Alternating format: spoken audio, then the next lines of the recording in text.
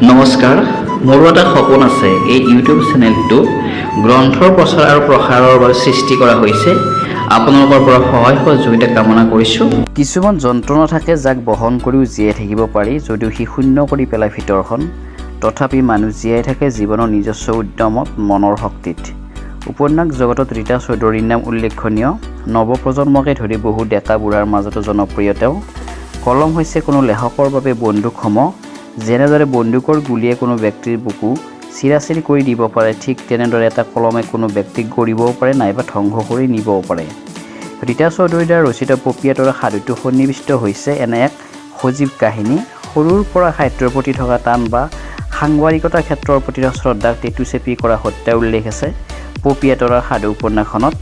সাফল্য আৰু যোগ্যতা প্ৰতিষ্ঠা আৰু যশস্যাৰ উচ্চাসনত বহুৱাই এজনী সাধাৰণ ছোৱালীৰ জীৱনক গুৰিতে কাটি সহায় অনা কিছু তথাকথিত সাংবাদিকৰ বৰ্ণনা আছে উপন্যাসখনত